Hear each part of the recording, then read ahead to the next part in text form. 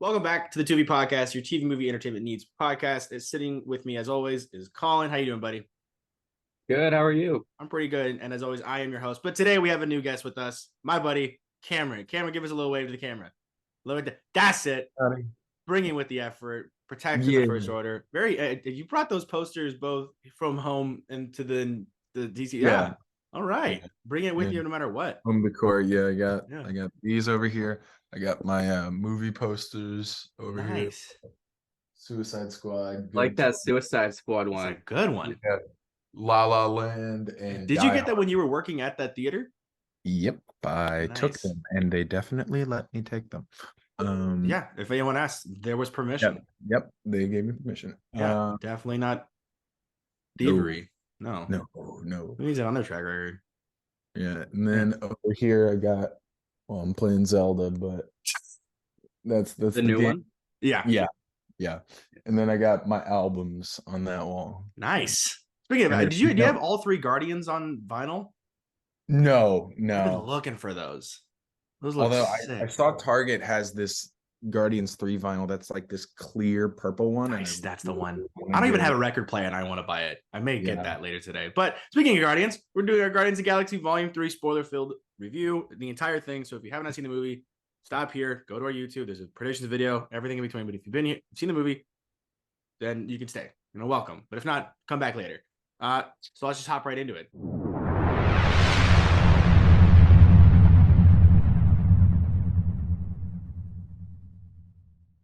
I think there's nothing more we can say about this movie other than it's perfect, right? Yeah. Oh yeah, absolutely. I mean, gosh, what I've been going on YouTube and everything trying to find out like the clips that made me cry the most because I want to rewatch them and save them on my phone, like an idiot. It's mainly, I think we all agree the dog days are over bit. Yeah. What do you guys think about that movie? I want to hear your guys' overall reviews. Colin, what you think off? Colin, you just go first. You said the first thing. Okay. Wow. There's really a lot to say about the Guardians movie because of what it accomplished and what it built for the past 10 years. And yeah, like when you say like 10 years, you kind of expect like, maybe like 20 Marvel movies, but we've had like maybe close to a decade of getting to know these Guardians, starting off with like getting to know characters that nobody knew about because James Gunn is really good at grabbing the most obscure characters and making them likable. And then you have it culminate and you think, oh my God, like these guys are going to die. But they actually have a very happy ending. But that was a shock happy for me. ending that is like bittersweet. Yeah, I didn't think that was going to happen. So I thought Peter who did you think was going to die in this movie? Like, what were your guys' bets? Because mine was Drax and Rocket. Those are the two I couldn't stop thinking. Also Drax and Rocket. Yeah, I made it more sense. Yeah, there was a moment with Drax where I was like, yeah, are they going to kill him here? Colin had a unique one, though. You had a very unique idea. When the music cut out and it slowed down when Nathan Fillion had like the... Yeah, but that was like, I really thought that's doing this now. Crash. Yeah, it was very subtle on how they were going to do it. But Colin had the most, I think, unique thought about who was going to die based on what he saw from the post credit. I want to have you revisit that theory, Colin. Now? Yes, right now. Okay, because it made me fear for my life when I went to go see this movie after him talking about it was a comment that I read that like hit me because I thought that would be very genius. I didn't think it would happen, but it was a theory I wanted to believe in, and it was that because of the marketing and how people are like, we're presuming that like Rocket was gonna die or like something bad was gonna happen to Rocket. I was thinking that it was gonna be like the red herring, a long game where a red herring, yeah, exactly. That Rocket was going to, look like he's gonna die, but then he's gonna come back. But the rest of the Guardians are the ones that are gonna die, and it was gonna be Rocket or I think he said Mantis. No, Blue Check. I forget. I always like Nebula. I'm still wishing that. That's Rocket and Nebula being the lone survivors. Having it be as you said that, like you told me this the day I went to go see the movie. So as I'm watching the movie, as he said that comment, there were big parts in the movie that I thought that would actually make sense. Like you said, the Drax part where the music cut out and it got real slow, and then Starlord going out into space without his helmet, and his face starts getting all puffy. I thought that's where we were going to kill him off, and was not ready to handle that. And Gamora, I don't know what's going to happen to her. I mean, there were so many, and then that, I don't know if you caught it, but when Mantis was dropped in that hole and she lands on her neck, that was a loud crack. She does that like twice in the movie. Yeah, I thought that second one was going to get her. Like I think that was just like a bit that James Gunn, like anytime the Guardians are falling, Mantis falls on her neck. It's like she does it when they turn on the gravity in the orgosphere. Yeah. It probably happens a third time. I just didn't catch it. Maybe. I think maybe another one, but definitely the third to like finish the rule of threes. Yeah. It's perfect and hilarious because I know like that scene that James was talking about, I thought it was funny because when I heard that crack her neck, I was like, I didn't see Nebula fall down. Like that's only Mantis. I just thought it was like funny that like out of everybody, like Mantis is the one that's going through this bit and surviving. It's always her. She always gets like the most pain out of all the Guardians. She got hit with a friggin' meteor in the second one, and she got turned string in Infinity War and died, and then in the end of that movie, she's got bad luck. I feel so bad for her. Mantis had, I don't want to say like okay, every Guardian had a complete character arc that like, you know, for a third installment that's like tying everybody's stories together, like Mantis, Nebula, all of like I'm so satisfied because I love and adore all of these characters, and whatever James Gunn did in this movie, it just made me happy and it made me cry. And having like I'm rambling, but having that like end thing where like Drax is mean the entire time, but under all of that, like he really cares about Mantis. That's why he loves spending time with her. It's because, you know, he loves to like, you know, protect her, be there for her. And when you see him like ugly cry at the end, it's like, oh my God, like you're not a dumb giant. Like you knew what you were doing. Yep.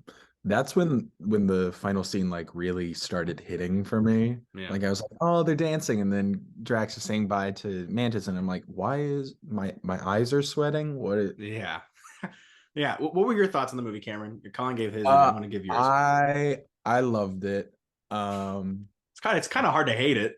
Yeah, you know, like the Guardians have been my favorite corner of the MCU since they've been around, and like to be able to get like a true ending in this franchise that has no ending is very cool, very meaningful, made me feel all the emotions, and I think it's probably my favorite MCU movie. Absolutely. It was very Return of the Jedi, because I saw these fan posters that people made of I saw that too. Yeah, of the Star Wars movies, but it's Guardian flavored.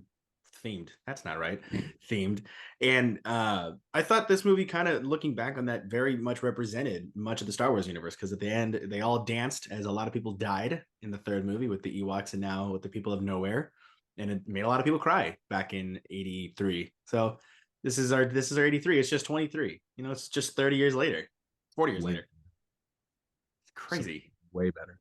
Oh, it's way better. Absolutely. It's way better. Way better music, way better visuals. But I think it's very symbolic of what that movie is. And I just found this out this morning that it actually broke a world record on set. It broke a world record of the most prosthetics used in a single movie, with 22,500 pieces, previously held by How the Grinch Stole Christmas, the Jim Carrey one.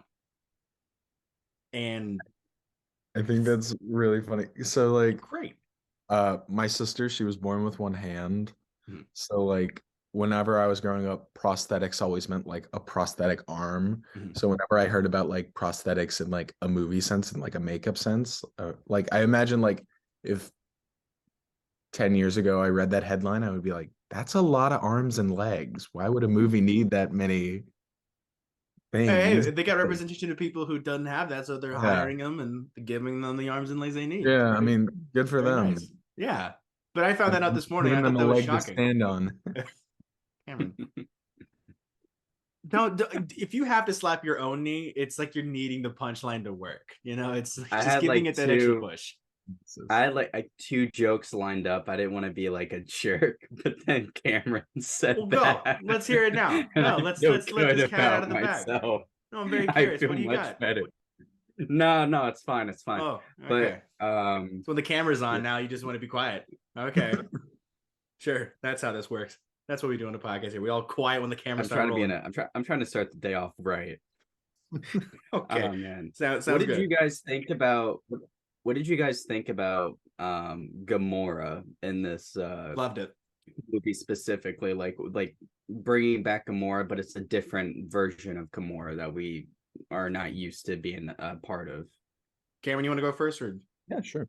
I think they handled it as best as they possibly could. I think this was very much a situation in which James Gunn was dealt a hand by Marcus and McFeely and like the Endgame Infinity War writing crew, and he had to handle it.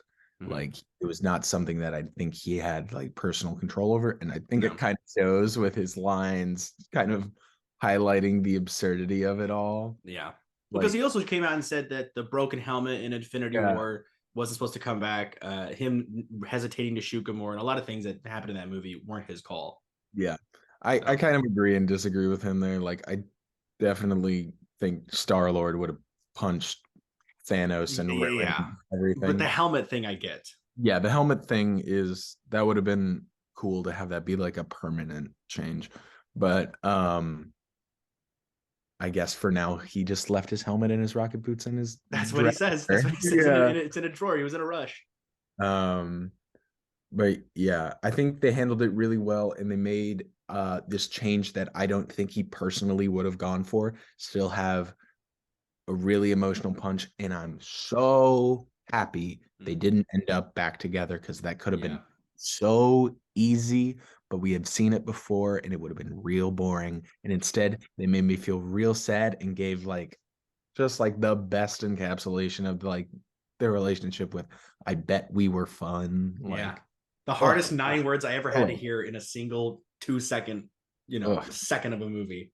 And that montage they gave right before he answered didn't help whatever he was going to say next. It made me cry harder. I didn't need to hear that. But it made say, I actually told my girlfriend that line because I've been meaning to talk about it with her and she hasn't seen it yet. But I was like, I gotta just tell you this one thing. And we were driving when I said this. So I'm focusing on the road, I'm just driving, and I tell her the whole thing. And I look over, and she's like depressed now. It was like a 2-second conversation, but she was no longer having fun, just driving to go get some lunch, and she was about to start crying. So she doesn't even know the context, and that means it's good writing. That's definitely what's really important, though, that I want to make sure we ask the right questions. Where are you guys going to eat lunch? I think it was Cane's. All right, never mind. Continue the conversation. You don't like Cane's? No. I don't. Both. Wow. What do you like better then? I just think the sauce. Would you say Popeyes? Rated. Yeah. All right, I'll give you that. Popeyes is way better. I mean, I'll give you that. The Cane's chicken just kind of tastes like nothing. I'm not disagreeing, but it's more like a place of reason of why we go there. We used to go there after like our speech and debate tournaments. It's at like 12:30 in the morning, so it was only open. It was great, but either way, Popeyes definitely a lot of flavor. I'll concede to that one. But like you said, I'm glad they didn't stay together, and I'm glad what they had was real and it's gone, because that ending where Peter has to go back to Earth, I think makes it better, because he's now finally doing something that doesn't have to rely on him staying with someone else. He's now doing it for himself. And I think that's a really brilliant way to end it. I think that like with them and for all the characters here, they really get closure on everything, which makes everything hit hard. And it's really impressive considering there's a lot of characters here that need closure. And they all get it really, but it was really subtle in how they did it. Like it didn't take much. Like it was all show, not tell. And for some things, like with Nebula at the end when she's laughing and dancing with the kids, that was the first time we ever saw her do any of those things, let alone together. So I think that hit harder. And then Drax realizing he doesn't have to be this guy; he can just be himself. And I think that was. I mean, it's just one after another. Yeah, That line was a gut punch. Didn't need to hear that, but it was a wind up and go through. You know, I'm glad they made Gamora what she is. And she also had just that vicious moment where she pushes him in the screen and just gives that monologue. And it was heartbreaking. I remember during that scene, my dad, who I go see like every Marvel movie with, like day of release, except when I was living in the Disney World. Well, those movies you could skip. Besides Black Panther, those movies those were fine. They were all right. Hey, I'm conceding, Colin. I know Love and Thunder like wasn't great, okay, but Black Panther is great. Black Panther was really good. But like we go and see every Marvel movie together, and he leans over to me after that scene, and he's like, "This Gamora is an asshole." I was like, "Thanks for your hard hitting analysis, Dad." My dad kind of did the same thing. He does what he always does when something happens. He just goes, "Wow," and that's it. It's always when it's quiet in the theater too, so you just hear him, and it's always perfect timing of that. But no, it's a great moment, and I don't think I would want it any other way. So quickly, I want to talk about the soundtrack. Volume 3, arguably one of the best soundtracks in the first 3 movies. Number 1's up there, but it's got some good sounds in there. You know, there's a lot of good stuff in there, but this what I'm going to talk about is something that we all wrote many times. Cosmic Rewind's been floating around on TikTok, and how people are wanting Dog Days Are Over to be on if they do a next soundtrack for the Cosmic Rewind. You don't think so? No. Why? I think it wouldn't. It just doesn't have the right vibe for that ride. Like that ride is action and fun. It's not introspective and like peppy. Sentiment. Like it's just like it's the wrong vibe. And I say this. What song would you want on there from the third one? From the third one, probably No Sleep Till. Yeah, I was gonna say No Sleep Till Brooklyn. No Sleep Till Brooklyn would be pretty good. In the meantime, when they played that, I'm sorry. When they played that song before, I was listening to the BC Boys. I was like, BC Boys would be perfect for a Guardians movie. And then No Sleep Till Brooklyn was playing, and I was like, holy a lot of what was on Volume 3 was already on my phone, so I was very shocked to see how much of the 2000s and late 90s were kind of rolling in. What else? Let me pull up the soundtrack. So like you said, In the Meantime would be good, but Since You've Been Gone is kind of a good one. There was another one I thought was pretty good. What was that one? Crazy on You. Crazy on You wouldn't be a bad one, or We Care a Lot. That would be fun. That'd be a pretty good one. Creep. No, not Creep. Oh my gosh. Yeah, that's I think that one would be fun. Just like being depressed. Well, that or you get One Way. Those ones they're pretty. Oh no, Disco Inferno. That's another way to get you depressed on that ride. Honestly, they should put Guardians Inferno on there.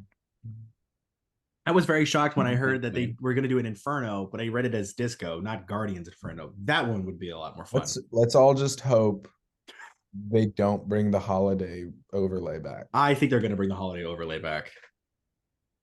Colin, you weren't there for I think you showed up the last day of the holiday. Only when it's for the holidays. Well, didn't you just you wore your headphones when you wrote it for the holiday music? Well, yeah, not everyone is. Like I lived there. Colin, you came the day after it stopped. Because it stopped the 14th or the 11th? I think it stopped like after Christmas. No, because when we wrote it, we actually got songs. He came in November. And maybe you did it before it started? Maybe. No, maybe. That could be the case. Either way, I didn't hate the song as much as everyone else did. Did I not like it over 1,000 times of writing it? Wasn't my favorite. I did miss the old songs, but I'm just glad that the last time I wrote it, I did get my favorite one, which is Iran. That was the best way to end it. I'm not wrong. Since You've Been Gone. Thanks, Colin. What was your song that you liked on Guardians, and Cameron? What was the best one? My favorite on the ride or the soundtrack? The ride, because I think I remember. Oh, September. Easy September. That was a good one too. Colin, did you get the one you wanted on when we went to ride it? Because we almost got all of them. I mostly thought like 80% of the songs we got were pretty good. I forgot the one.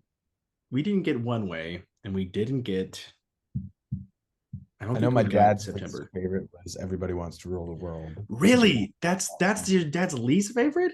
Yeah, on the right. He was like, it's too slow. Well, I Like, think it's kind of fun. That's the one my dad almost died on. That's the one. That's the one I wanted him to oh write yeah, it. your dad with motions like You this. know what? I think we found out because him and I were talking about this, and I almost convinced him to write it again. So he vowed after that ride, he vowed after riding that to never go back to a Disney park because he hates the crowds and he just can't ride the rides. So I was like, fine, that's your choice. But him and I were talking, and he goes, yeah, when I came out, I was on this new medication and I was just consistently sick and I wasn't eating enough food and I just was out of my equilibrium. I go, so you've been off that medication, you don't need it anymore. He's like, yeah. So now since you've been off it, you think if you ride it on a not full stomach, but with some food in you think you'd feel a little better? Because he also took Dramamine before he went on the ride. So I'm thinking that didn't mix well with him. Yeah, that's And not a great mix. I didn't know well, that cocktail of medicine was going to be working inside of him. He never told me these things. So he stood there for a second and thought about it, and he goes, don't you almost got me. And so we're trying to find a way to get him back on there because my mom loved it. For a day, she thought Avatar was better, but then she rewrote it and she came to her senses. Yeah. My best friend Tay, I flew him down and he is such an Avatar fan. He was over the moon with It's a great park. That's really weird to hear. What do you Yeah, mean? like someone's an Avatar fan, but your brain is like, oh man, I get it. The Last Airbender is pretty good. you forget people sometimes like blue cats. Honestly, we both weren't like super huge fans of it like 2 years ago, but then we rewatched it and we were like, this is kind of great. Did you watch it on the big screen? Because I know when in Disney Springs they had it in IMAX 3D for like 2 weeks. I saw Avatar 2 in IMAX 3D. But the first one, they put the first one back in theaters for a little bit. The first one in theaters. When I rewatched it, it was so better than watching it on like a computer or something. It was way better. Yeah. So and then the next day I saw Avatar 2. It was really good. But no, I agree. And I found out recently that in the Avatar park, they included references to all 5 movies already inside that park. But we won't understand those references until we've seen those movies. That's some attention to detail. It's insane because when you ride, Colin, you rode the flight of when you're on the Banshee, you're in the giant thing. That when you ride it, you get to see the characters from The Way of Water. You see the giant whales. You see their homes and everything. So now maybe they're gonna update that like Star Tours because the stuff's already there. Love that. That'd be great because they said they're gonna bring an experience to Disneyland by the end of 2025, and then I think they're gonna update that for the new rides, which is more than perfect. You guys know those MCU articles where it's like required viewing before watching blah blah blah. Mm-hmm. Like for the next like Avatar movie, required viewing is definitely going to be fly to Florida to go to the Avatar rides. I think it's a very true statement because on that ride, it's incredible. I didn't realize, and because when I first wrote it, I didn't realize how much of Avatar was in it. And then the trailer came out like months beforehand. So I thought that was kind of neat. But on topic with actually Disney. So you guys know about the Avengers Campus in California Adventure? Nope. You don't? Somewhat. Cameron, you say nope? No, I said yep. Oh, okay. So one thing, they added Mantis to the parks. Thought it was kind of neat. They did that. I was kind of hoping they would also add Adam Warlock. Have a gold painted guy come out in a nice. Sorry, well, we were just talking about Avatar. Just come out with half blue, half gold. This gold painted god come out and take photos. Thought that'd be kind of cool. But wait. I forgot to. This was one of the questions I want to ask. And real quickly, did any of you guys like Adam Warlock? Like how they did him? Yeah. I was mad that there wasn't enough. Because I'm subscribed to a lot of channels and they've been getting like mixed reactions. So I didn't know if y'all like dug what they did. And I personally liked it a lot. I dug it like Doug. I think it works for what the movie is. Do I think he's like comic accurate Adam Warlock? No. Do I care? No. See, Like that's kind of the thing I if it did works like, for is a that it is kind movie, of I'll comic accurate. allow. If it works for a movie, I'll allow it to be like different. I'm not gonna be Crying in your overly bed. religious Yeah. to comic accuracy. Well, Will Poulter did a great job as Adam, and I think they Got did. just killer comedic timing. Oh yeah, I mean his on every movie he's done comedic wise is great. Even that little show he did as a kid was funny. Yeah, I've been seeing clips for that all. It's great. But I think in making him the child mindset as well as almost like a bad guy is kind of cool because I know that there's been some renditions like that, and there's some where he's more of a an alliterated god and he's speaking in high vocabulary. I liked both of it. I was just mad there wasn't enough. Yeah, that's just me. I did though like how quickly they introduced him. They didn't give him like till almost the end of the movie. They got him in the first 5 minutes. that's his first shot is so good. And it's all over TikTok. Also all over TikTok. Where it's like work starts at 9, me leaving home at 8:66, and it's him just flying through space. I thought it was incredibly clever how they use the stoic Superman-ness of like, I'm gonna bring you down, chum, but like combined it through like the lens of like a child's like, perception of what he believed like a hero should sound or act like. Yeah. I thought it was very clever because and also the fight scenes, like I don't know if y'all were thinking about this, but I was really paying attention to the fight scenes to get a sense of what James Gunn's Superman's gonna be like. Yes. And yeah. I'll be honest, I'm getting chills right now, but I was getting chills. I was like, okay. Well, some of the camera work was great. I love some of the camera when he tackles Nebula and you get that downward panning shot of her going towards the ground, and just the action with it was great. Him flying, and like even the first person. I'm sorry. Go ahead. The shot of him flying to Aisha, his mom, through like floating that's plane. what I was like, this Superman movie's gonna be crazy. Black Adam, eat your heart out. You could never. Gosh. All right, the hierarchy is changing.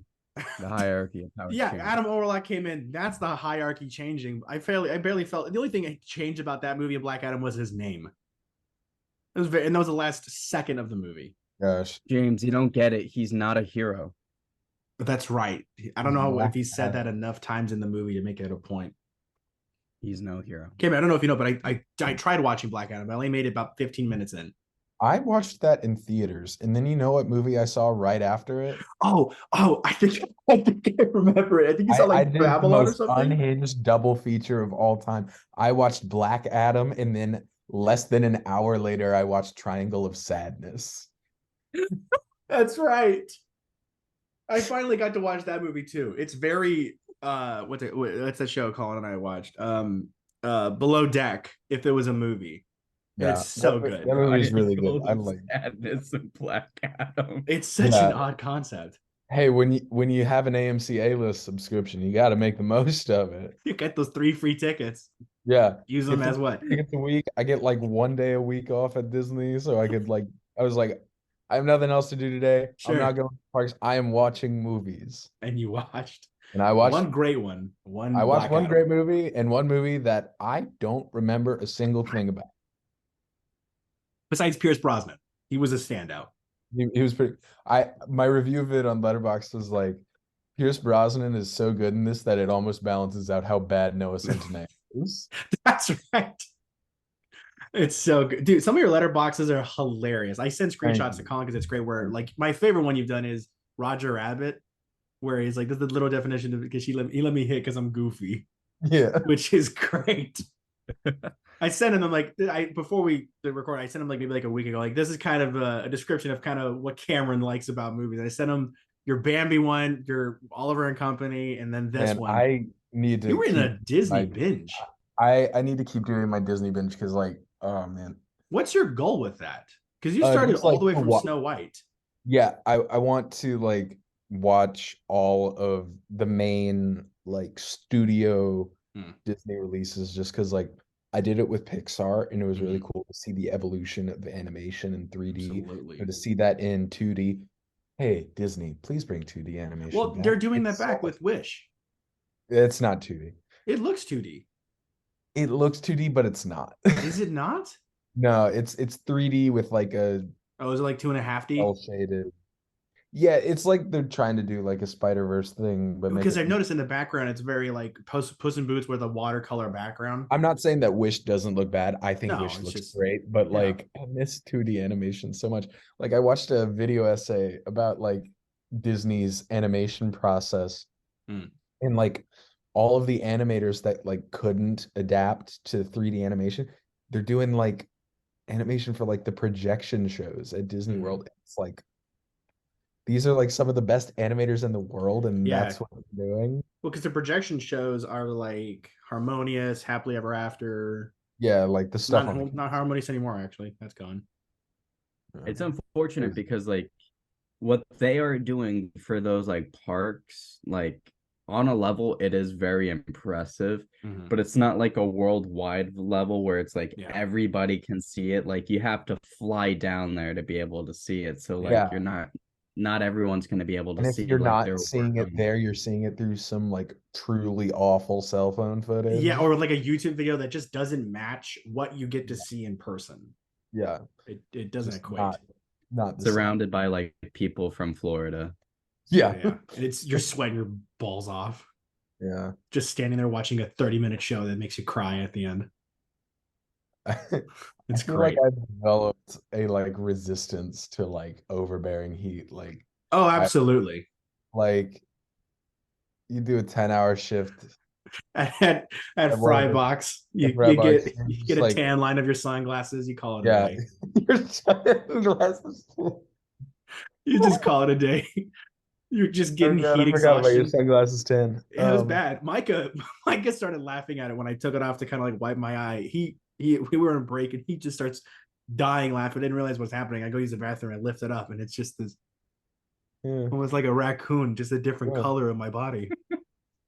Speaking of raccoons, Rocket. Y'all think of Rocket? I thought he was beautiful. I never knew I could cry at another CGI animal.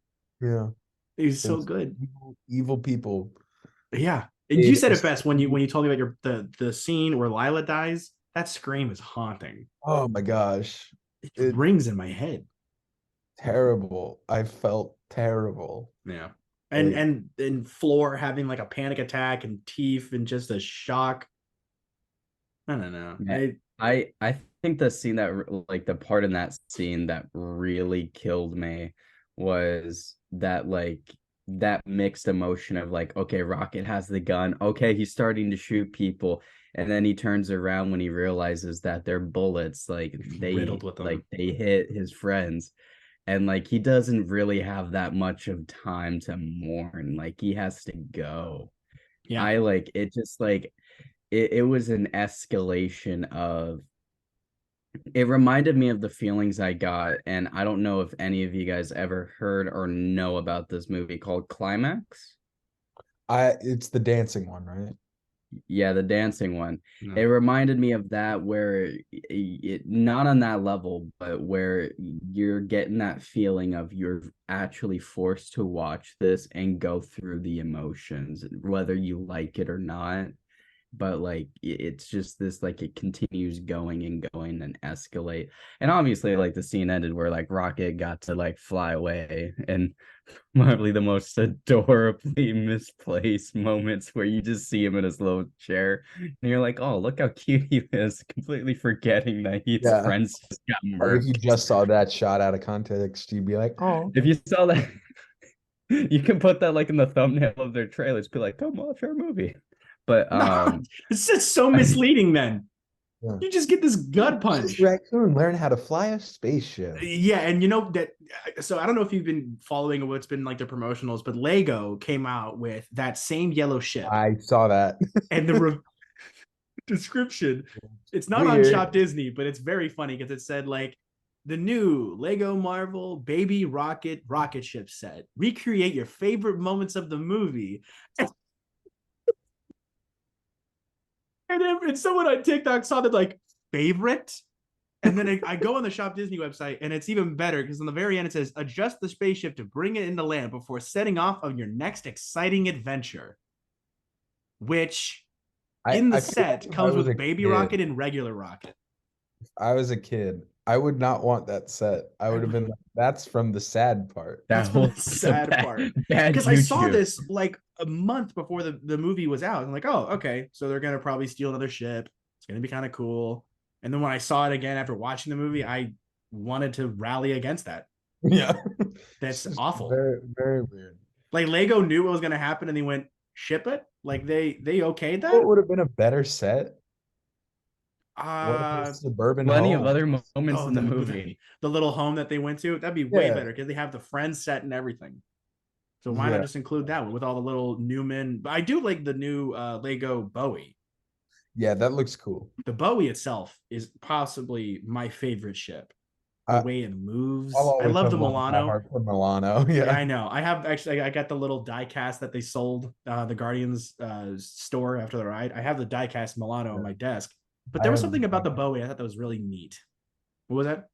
I have the diecast also somewhere. I also have back at my parents' house. I got the Milano and the Benatar Space like Lego sets. So I think I Nice. might have to get the Bowie to like complete the set. You probably would after that. I have the Bowie diecast up there, but I don't know. There was something new about the Bowie. I thought that was kind of cool because of the side ships that can veer off and do their own thing, and then the main one. Yeah, it's got the 3-tiered system, and it's got that maneuverability that I thought was great, but also made my dad enormously sick because he gets motion sickness just by watching also like twists and turns in the movie. So that scene where that girl's running laps, upside down. Yeah. He was ready to barf right on me because he looked right over me, just starts going this deep breaths right onto me, which was milk dud and licorice flavored, by the way. That's funny. Man. Either way, that was a great moment. But back onto the Disneyland thing. So Avengers Campus, Mantis and everything. I thought they were going to do Adam, but they are doing a new ride. Don't know where, but it's going to be a new ride. This was announced at D23 last year or this year, where they're going to be doing the multiverse ride, where you fight against King Thanos. So maybe this ride, as I posted this on our TikTok, which you guys can check out. But I thought this ride's going to be like Star Tours, where you get in this pod and you're going to be going through the multiverse with Pym, because Pym's very prominent in Avengers Campus. Get the test kitchen, you got the bar. So you use the portal thing to go throughout the multiverse. You run into King Thanos, and then you get all these different characters. So I thought it was going to be kind of like Star Tours, where you get to go to different multiverses or different realms, and you never know what you're going to get or who you're going to meet. And at the very end, you never know what the same characters are going to be to fight against King Thanos. What do you think? I hope not. Okay. What would you like then to see, Cameron? I hope we don't get anything too screen based. What do you mean? Like, I think I know what Cameron's talking about, and I'm probably gonna have to agree with him. I'm just thinking out loud here. All right. When you look at Avengers Campus, it has web slingers. Oh, it's got web slingers. Web slingers is like almost exclusively screens. It's like it's a very what's it, Xbox Connect. So is Guardians to an extent with like there's scenes in between, but that also has more movement and it's Tower of Terror. Yeah, it's Tower of Terror. I think I need one ride to just be a very cool dark ride with some dope animatronics.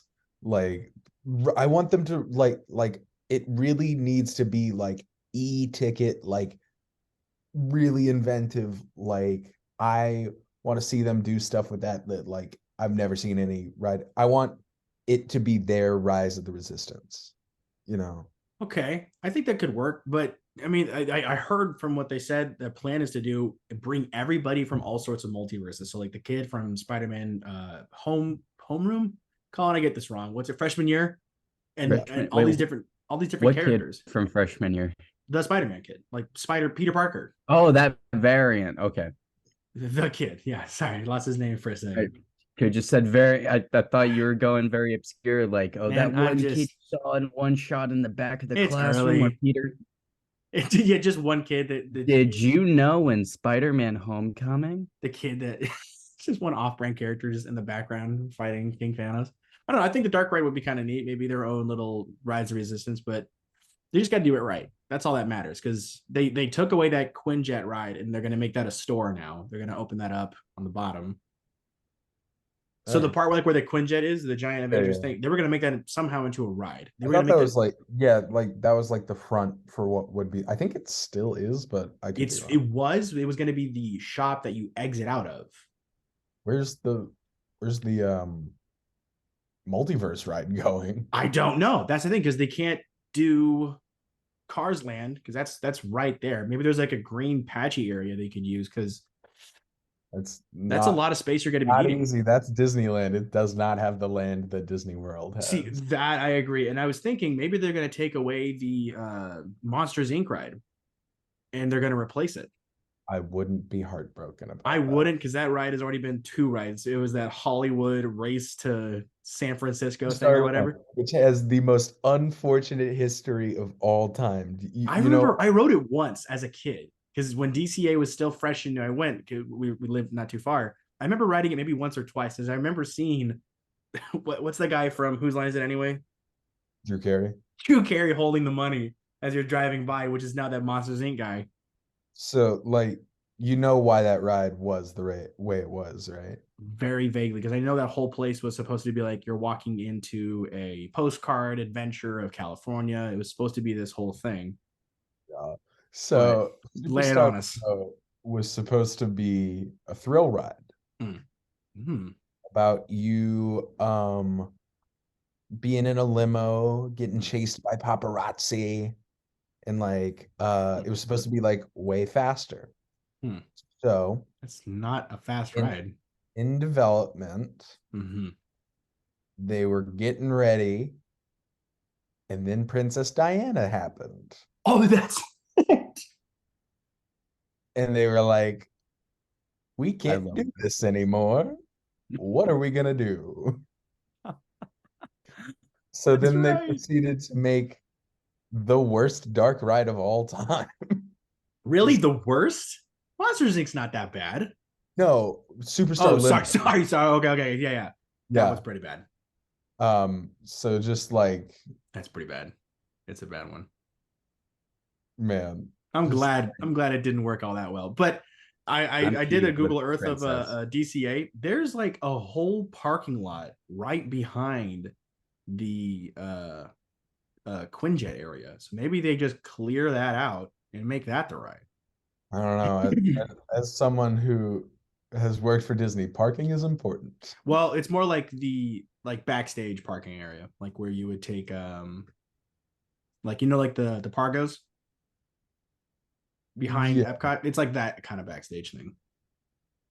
Yeah, I mean, I don't know how Disney works. Disneyland's way different, but maybe it's like that. I don't know. Either way, there's space there. I just hope they don't do the obvious thumb out in the wind, Guardians of the Galaxy Cosmic Rewind, the giant blue. That's actually how you would give directions towards that ride, Cameron.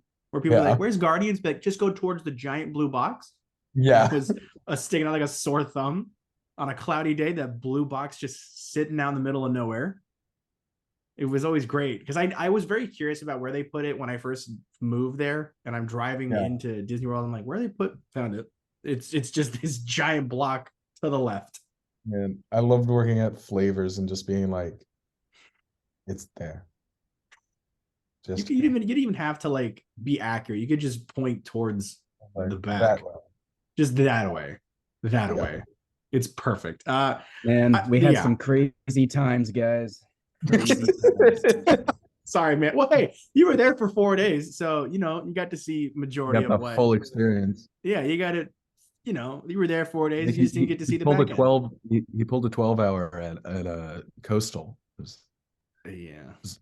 When James brought me over, he's like, "Hey, so if they call you the Beast, like, here's the reason why." And I was like, "Oh my god, I'm gonna be called the Beast." And then James, well, I told you because that's your nickname. I've called you that for years. He's a sexy beast. And I know, but it's just you gave me an impression that everybody's just gonna refer to me as the Beast, and you're like Bert Kreischer. Strange power. It's instead of the machine, you're just the Beast. That comes out suddenly. Yeah, on our last episode, we talked about how it literally comes out in like a week. So weird. The fact that I've never seen a stand-up bit become a whole movie. There has to be at least. No. I hope it's not bad because it's not going to win Oscars. We'll tell you that. Okay, I don't need it to win Oscars. I just need to enjoy myself. I don't want another cocaine bear situation. Movie. I feel like it's Mark Hamilton. Don't talk bad about my man Cokie. Cokie. The bear is okay. The movie is bad. Oh, that's right. Colin hates Cocaine Bear. There was a whole episode we did that it genuinely almost broke the podcast up because he does not like this movie. It's fine. I don't think you take it too seriously. It's a good time. That's he didn't even have a good time watching it. He paid $20 to buy it. He didn't. I know he didn't rent it. He bought it. I thought I was gonna like it. I bought it. Could have gone to like a Redbox. And got it for those before like the DVD comes out, it's like buy the digital early. I did that because I was like, I'm gonna enjoy it. And then like I started watching it and I was like, man, there's a lot of characters. Like it's too many. Like we're gonna know a lot of these guys. Where's the bear? And then like I feel like I missed the scene where like the bear got to the cocaine. It's just like, no, he's already on cocaine. Well, yeah. Like it's called Cocaine Bear. You don't gotta see it. You just know it already. It's implied. James, it's actually very subtle. I swear to Kreischer. Oh. What? I'm gonna punch you. Do it. I have so many issues with that movie. It's not even. It's crazy. I've never heard you hate a stupid movie for being stupider than I wanted it to be. My own girlfriend, who said this movie was going to be dumb, watched it reluctantly with her family and she loved it. I was about to call Sophia dumb, but then I know. Yeah, see how that turns out. Yeah, no. We can go back and forth on Cocaine Bear. I might have to rewatch it because a lot of the gore scenes was really impressive, and the CGI of that bear is amazing. Yeah, I mean the ending isn't the powerfulest ending in the world, but it's Ray Liotta's last hoorah. Really? Because I was crying. I was just thinking how powerful it was. I know he's in a new movie that's coming out, but there were reshoots that had to be done. So when he got done with reshoots, but this is what I heard. When he got done with reshoots, he then died. That's what I remember hearing. Went out on top. All right. Well, a great movie to go. Yeah. He's got two other movies coming out. Or actually three. He's got Fool's Paradise. That's one with Charlie Day, right? Yeah, that looks good. Apparently not great, which is really. I thought isn't it his directorial debut? Yeah, but it's not getting great reviews on the old Tomatoes Rock. Wow. But it's in two movies called Dangerous Waters and April 29th, 1992. So that's a good year. Is that the release or is that? No, that's just the name of it. Oh, so it's like he's a few years late. Yeah, just a tad. What's the movie even about? I don't know, but that's what I heard that he did reshoots about that movie and then sadly passed. That's what I remember hearing. I could be 1,000% wrong. I wouldn't be shocked. What'd you read now? Sad. One of his few movies. Yeah. What'd you read, Cameron? What's that face? April 29th, 1992 is about a shopkeeper must save his son from an angry mob during the 1992 LA uprising after the Rodney King verdict. Oh. That's intense. That's kind of like that Owen Wilson movie, where they're trying to. I know which one you're talking about. Still like Albatross. No, yeah, no, that's a different painting. It's a whole different movie. I don't know. That sounds very interesting. Concept. Pressing on, Cameron and I briefly talked about this. Guardians of the Galaxy Square Enix. Colin, you've been starting to play that on the PS5. You did play it on the Xbox. I mean, besides the Telltale game, Xbox One, and I had to stop playing it because I wasn't really getting the full experience playing it on a last generation console. No, so you gotta upgrade. And then I got the PS5, and then I started playing it, and it's such a great pick me up. Like it is a great spiritual successor to James Gunn's world, and It doesn't do that thing that the Marvel's Avengers video game does, Or where did. you feel like you're playing the stunt doubles of these of these other Avengers. Like you're Sorry. actually Did you hear what you're Cameron playing. said? Because when you said What it, did this you? is something that the Avengers game doesn't do. He goes, "Be bad." Oh, yeah. I also bought I bought that game too. I pre-ordered it. I paid I have full never 60, played it. I and played you're the not missing out. story. I played it when I saw it was like on the new PS Plus or something. I played the story mode and I was like, the story's good. And then I never played it again because the gameplay was boring. I actually remember watching it, studying the walkthrough, studying for my finals freshman year of college. Wow. And believe it or not, I failed, but I still passed. So, not saying there's a correlation, but there's a You correlation. failed because of the Avengers game? I blame the Avengers 1,000%, like Wow. most of the Marvel universe. But no, the Square Enix game is a great successor to the Avengers game because it's actually good. I think, Colin, when you said that Well-written. it shouldn't have like been called differently, I rewatched the trailer because it's a good trailer. But I like how they phrase it. It says you are Starlord, like specifically in the trailer. So it's like out of the gate, you know you're going to be Starlord, which I Well, wouldn't want to I play know, anyone else but as. to the person that isn't watching that trailer, It or was just it was like the trailer, or like just the like first trailer. casually like, or the person who's casually gone through like a GameStop and you No, see like on the box it says Guardians of the Galaxy. that's fair. Like the box art isn't telling you are Star-Lord. That's fair. Sure, like Star-Lord's in the front, but like I'm just saying it's like you could have just reworded it differently, like Star-Lord a Guardian's Adventure or something, No, you I get know, you, but I think that where it's game a little more does great at. obvious. I don't know. I But feel that's like they kind of that's really replay it. the only issue I have with the game. Was the Let's title? just all remember that it's the only issue I have No, with Colin, it. this is your cocaine bear. This, but a video game. You hate this with a burning passion. From whatever you told me, No, you told me that. No, that video you game explicitly offended me. called me and say, I don't know who's gonna buy this game. This game's the dumbest game Gotham to ever Knights. exist. Yeah, Gotham Knights, 1,000%. I actually still haven't What played. a Have you played huge that yet? 180. Have you played that? Yeah. You played I've Cameron? You played that it. yet? Gotham Knights. Which one? Gotham So Knights. bad. No. Okay, Colin, how bad is I'm it? waiting for that to hit like. Well, You I know. bought it for a That's still too future much. video. I bought the game for a future video game essay of just like me talking mad S word. I also like made a bad word earlier, James. So like No, just it's in all case good. if you All want good. You're to good. You're good. You're fine. You're good. but the Gotham Knights video game is shockingly terrible. You think you It's had so hope? You think you I had had hope? okay, just like We everybody all in did. the No, we all internet, did. And then I it turned out had to a Fortnite hope. game. The first reveal trailer, I was like, okay, I'm digging this. But then when they revealed the gameplay of like Nightwing using his Fortnite glider and like Jason Todd farting through the wind, I'm like, what is going on?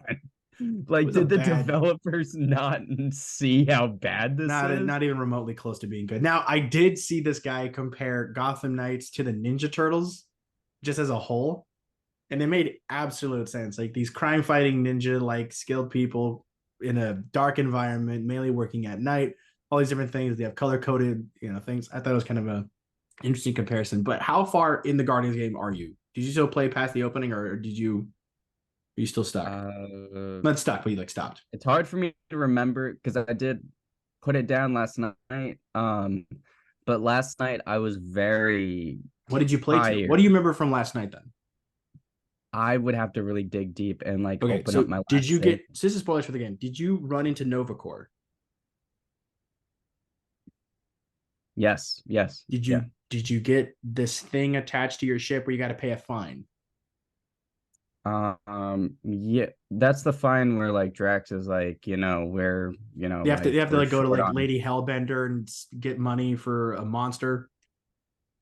Yep, Lady Hellbender, the name of my girlfriend. Yes. Oof, okay. Did you play to Lady Hellbender? Did you get that far in? No. Okay, so now you're on that planet. You got there. Okay, that's good because I feel like what a lot of this game does great at matches what I would love to see in future Guardians projects. Because I was really hoping that Star-Lord's guns was going to be the elemental guns in this movie in some fashion. The elemental. I'm glad that didn't happen. I'm glad it just like no like what I saw now. I'm glad it didn't, but I thought, because you and I talk about this a lot, Colin. Years ago, James Gunn posted this screenshot of a lot of stuff that was going to be happening in Guardians 3. And one of them was talking about the elemental guns that Star-Lord was going to be happening. You know, it was going to be like a transition for his guns. I thought that was going to be that. I thought we were going to get something like that. Because he has that in Volume 1 where he shoots the guy in the face. He's got that taser option from the second barrel. Yeah. So I thought they would do something different. But I don't know. I'm happy with what they got. And plus, like, that's always like there's always like, room for opportunity with that and future installments. Because he's coming back. I didn't stay till the second post-credit scene because I didn't know there was going to be one. Mm-hmm. But when you told me that spoilers, well, no, this whole thing's a spoiler. Yeah. It's happened. The legendary Star-Lord will be returning, and when you told me that, I was excited because I was like, James, our Disney Plus series, it's happening. Maybe they'll do one. Him going out on different space adventures. That'd be nice. I would love that. Like, have like it be like this neo noir, like hyper, like comedy space. It would kind of be like the Lightyear of Marvel. Oh, or not? No, or no. You're just kicking me while I'm down. Okay. Lightyear is just such a weird call because it's so like optimistic and wholesome. No, but like, it's like there's different planets. He's going to be going to different planets. He's going to be experiencing different monsters, going on different space adventures. No Man's Sky on cocaine. There we go. How about that? Does that fit your world better, Colin?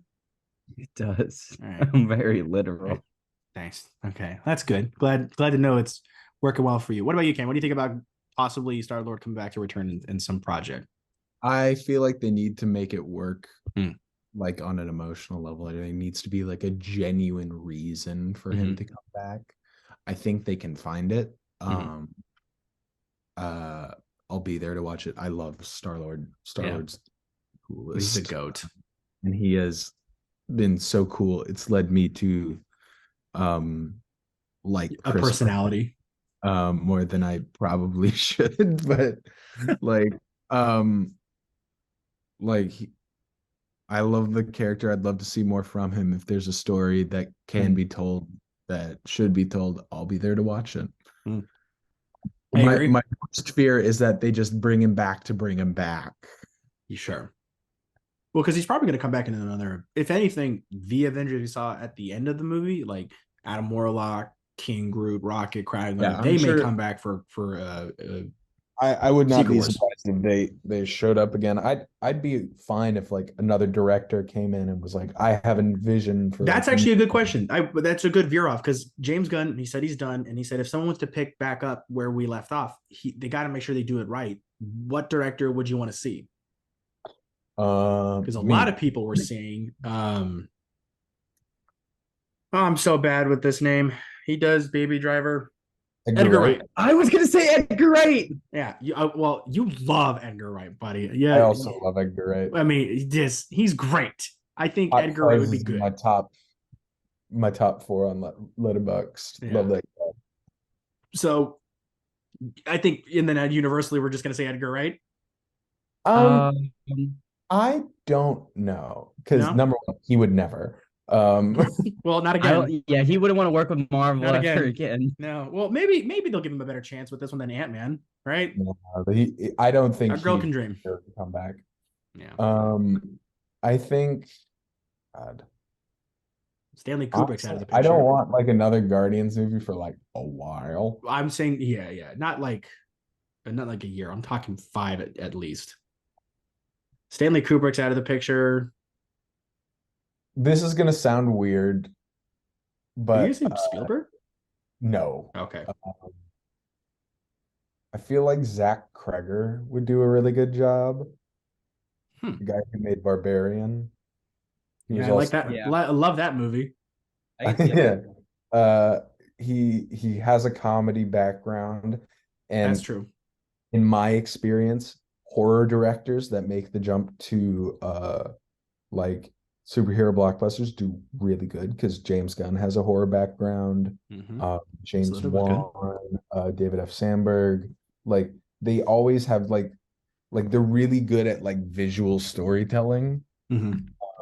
And that is true. A lot of the James Gunn movies have been show not tell most cases, and I like that. I think Zach Kreger would be my pick. Colin, what about you? Man, I'm really trying to think. Yeah, I don't know why, but Wes Anderson keeps coming back in my head. That would just be so weird. Because like you guys are giving some really good like suggestions, and I feel like there's like plenty of options out there, but when I'm putting like the thought to the test, it's just. Would you want like Robert Rodriguez to do it? The guy that did Spy Kids, which is coming out with a new movie at the end of the year. No, they're doing a Spy Kids reboot. Did you see Boba Fett? It was not good. It was just me trying to plug the new Spy Kids movie coming out the year. Yeah, I hate those movies, James. I don't know why you're trying to plug them. Hold on, that was two at once. I got to hear one at a time. Colin, what are you saying? I said that I feel like you're plugging them to make me upset. Maybe I'm. I don't Cameron, what are you saying? I said he should make Alita Battle Angel movies, and that is it. I like that one. That movie's pretty good. Yeah, it's not bad. It was a surprise Edward Norton cameo at the end of the movie. Yeah. I got it. Tim Miller, the director of the first Deadpool. I can see that. I could see that would be really good. I'm still he's good at taking advantage of low budget, but also making it very stylized. And he also has a bit of like a comedy background as well, because I mean he worked on the first Deadpool movie, and it was like there was also a lot of physical comedy too that really worked. Would you want there was two actual ones I think it'd be kind of neat to expand more of this universe. One was Denis Villeneuve. He did Blade Runner, the Dune movies. Denis Villeneuve. Yeah, Villeneuve. I think it'd be kind of cool to make this giant, more like exploring the darker part of the universe, maybe introducing Galactus in a way, and in the darker sense, like with Captain Glory. A Silver Surfer movie, but as far as like Guardians, no. He's just got the wrong tone for it. I know, but I kind of want to explore more of the Guardians' dark side of the universe. That's true. And then the other one I thought maybe was either John Watts would be kind of cool because he did Spider-Man really well. You can kind of keep that fun feeling, as well as I'm really grasping at straws because I can't find a good one. You guys picked great ones. I definitely we can all agree Joss Whedon never ain't gonna do one.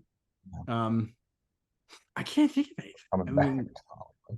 And J.J. Abrams is hit or miss, so I'm not really gonna gamble that one. I don't know why I can't think of anything. I think I'm just lost.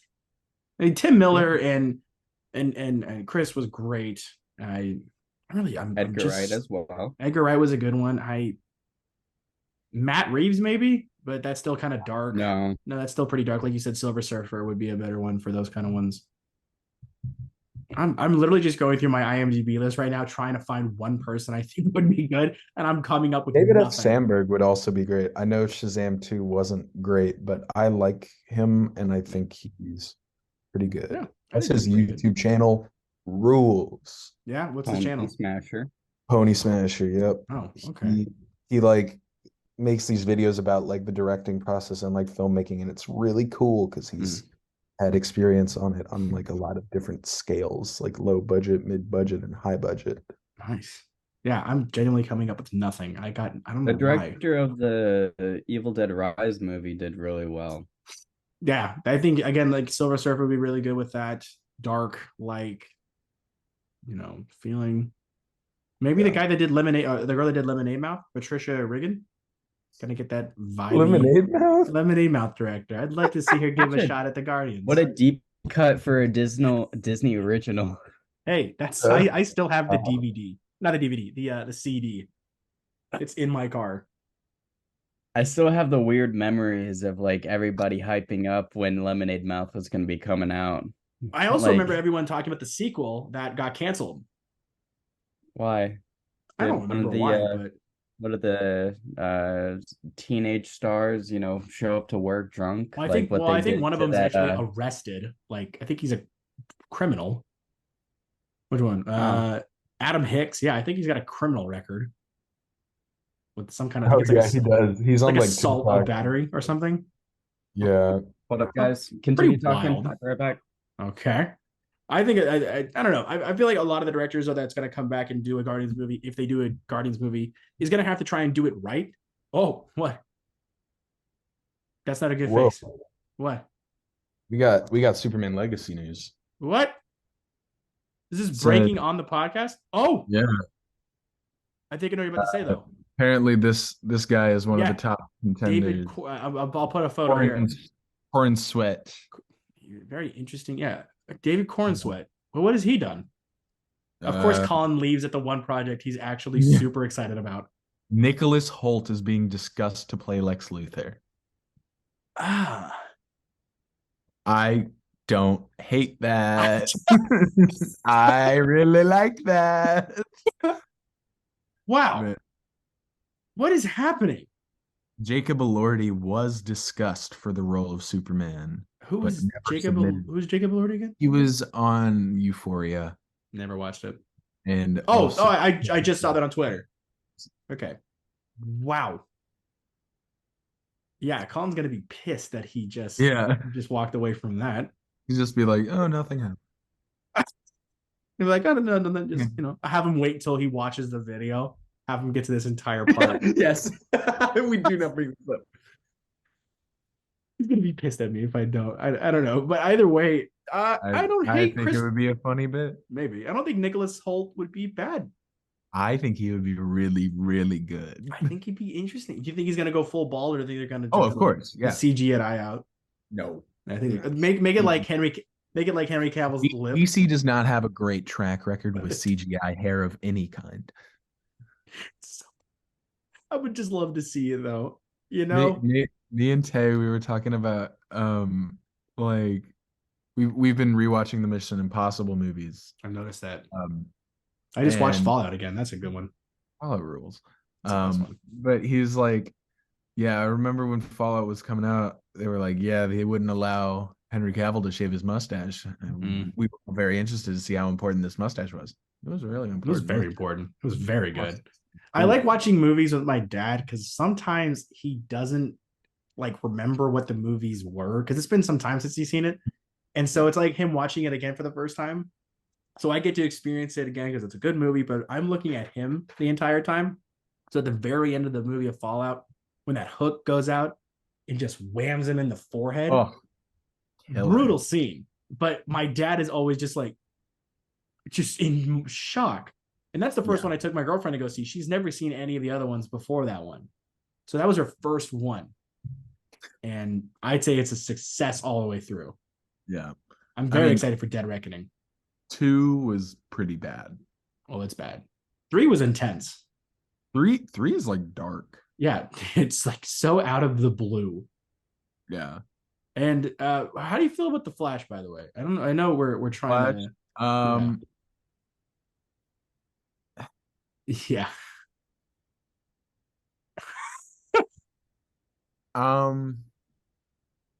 God. It's like one part of me was like, this is probably going to be the best interpretation of Flash we're going to be getting for a good while. Because the last one we've got, in my opinion, is Flashpoint, the animated movie. Yeah.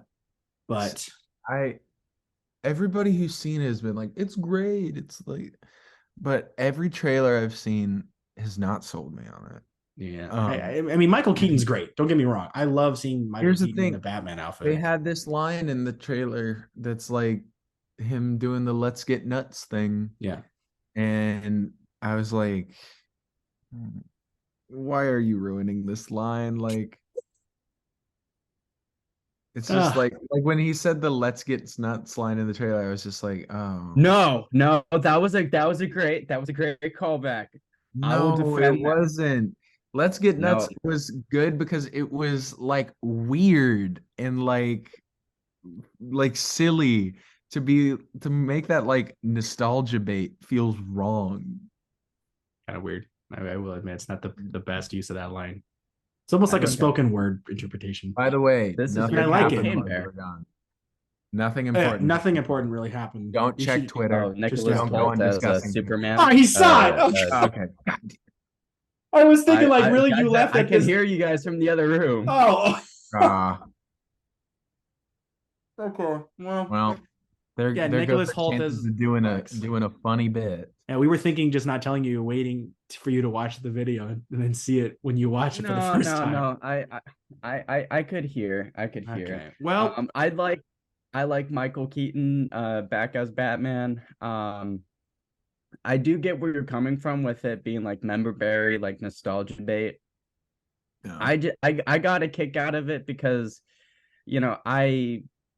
I wasn't really reading too much into like, the context of why he said let's get nuts. I just figured it was more or less like a celebration saying of like, using that saying in a different context of like, all right, well, we're about to do something really crazy. Let's get nuts, because it is a Flashpoint movie and that's it's a line from Prince. I'm very afraid that this movie is that the Flash is just going to be like trying to cash in on what No Way Home was and just do nostalgia bait. Like, wasn't this already in development like before No Way Home came out?